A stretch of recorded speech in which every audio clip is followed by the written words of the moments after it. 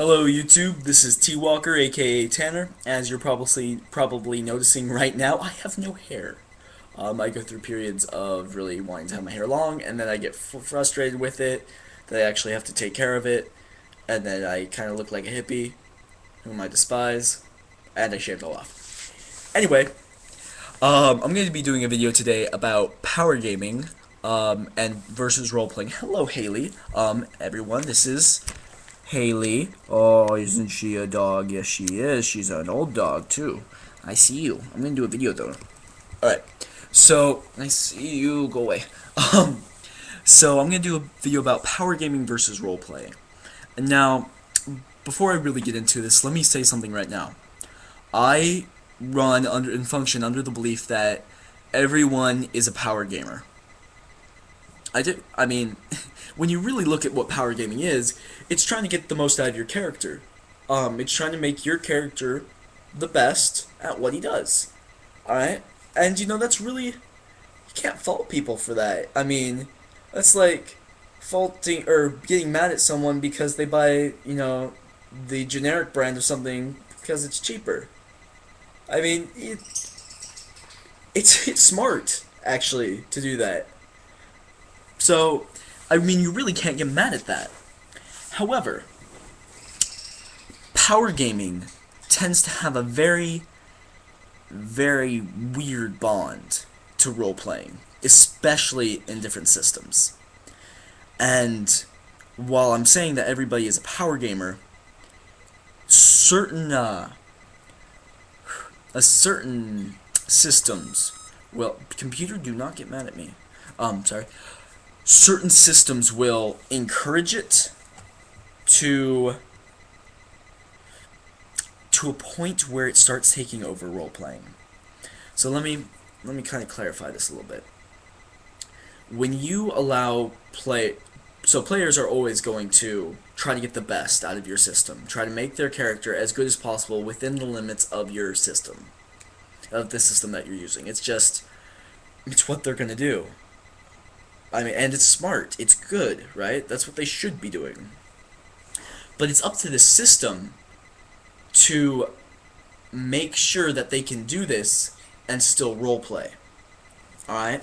Now, CitySite made a comment the other day which got him a lot of flack from me, and I want to say right now that I'm not trying to be mean. I was just really getting into the discussion. I thought we were having a great discussion on this, so it's kind of hard to do tone of voice over comments, but I thought you brought up a good point, and I just wanted to discuss it with you, not being mean.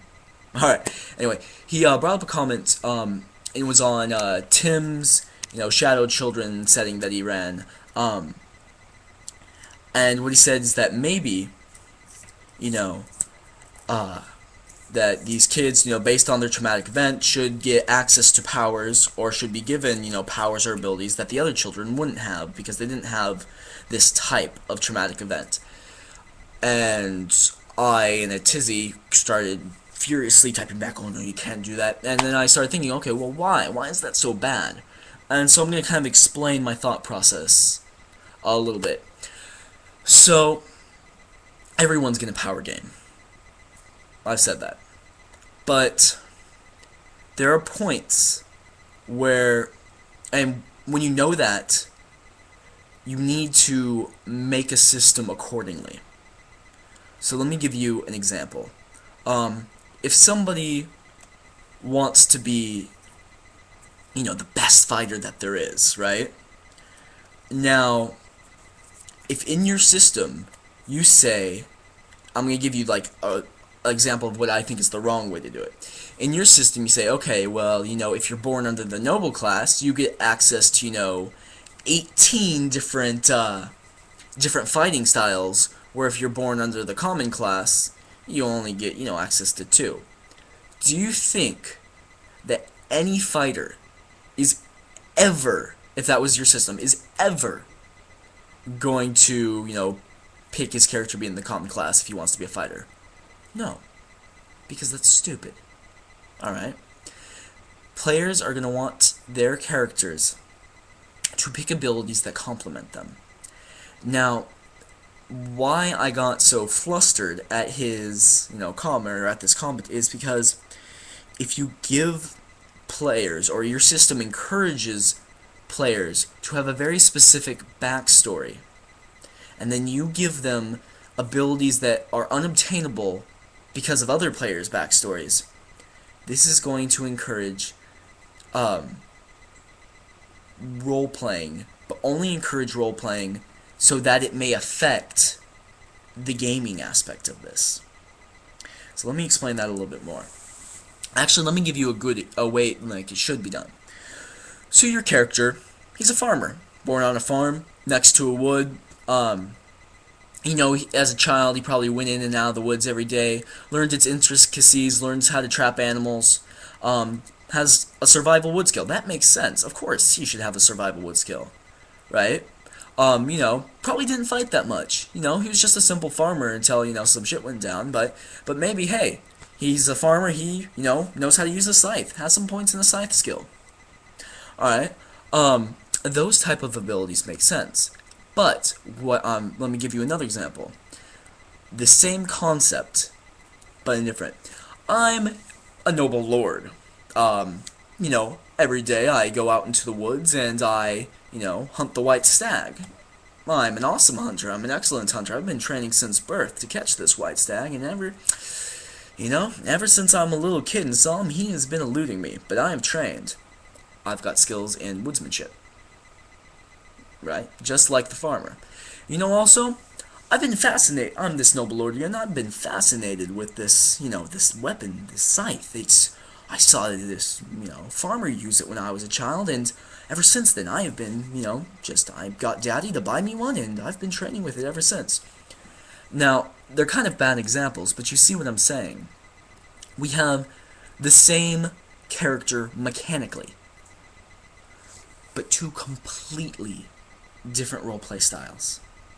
Completely. These characters are the same thing on paper.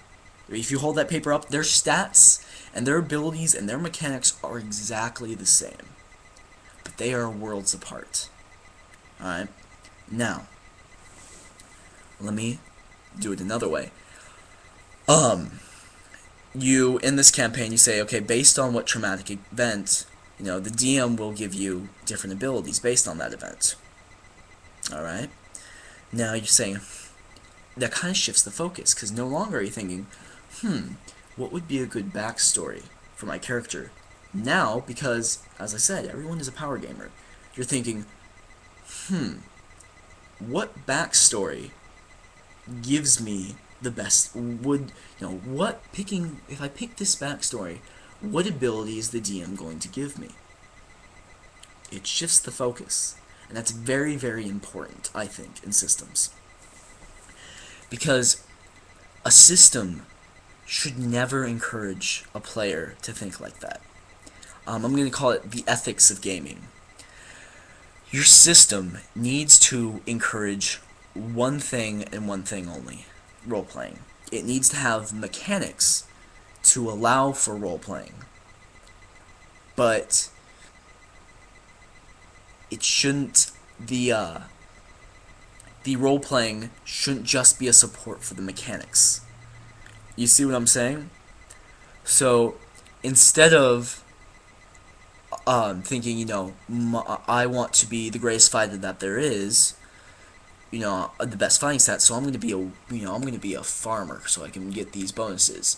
You don't want to think like that. I mean, I'm sure some people do because, they're like, oh, it's just a game and I want to, be the best gamer. But this is a little bit different. It's a little bit different than just a game.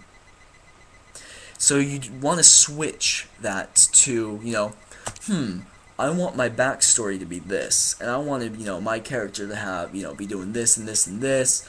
I want him to have these issues. Now, what skill set or what abilities would make sense for that character? That's what you want your system to, exemplify. That is like the true ethics of a system. Alright? Let me give you another example. So, I'm Bob the Rogue. Alright? Or, I'm a player. And I want to make a character that steals stuff, right? I want to make Bob the Rogue. And, maybe I don't have a backstory. But the system, in its creation, in its mechanics, should allow me to be any type of role player I want, while still being the same thing mechanically, right? Like, if a system requires me, to be, of the grungy class to be a thief, or, some grungy lower class thing to be a thief, every time I play, because I like playing a thief, I'm going to be playing very, very similar characters. And that's not something a system should, force a player to do. Now, I could be, this low-class thief who's, goody two-shoes and, I steal from the rich and give to the needy. Or I can be this really kind of grimy, dirty, oh, hey, I see, that poor guy just got a gold coin. Oh, mine. And you can play them differently that way. But you're still always going to have this thing in your past. You're going to be from the lower class. And if you roleplay correctly, that's going to shape who you are. And now you're always going to have that if that makes you a better thief in the system. And now what I'm saying is that a system should not do that. Alright? So, anyway, this has been kind of a weird rambling video about power gaming and role-playing. Hopefully I've gotten my point across. I've tried to do this like 4 different times, but always got distracted by something. But anyway, this has been T-Walker, aka Tanner, with no hair, and I am signing off now.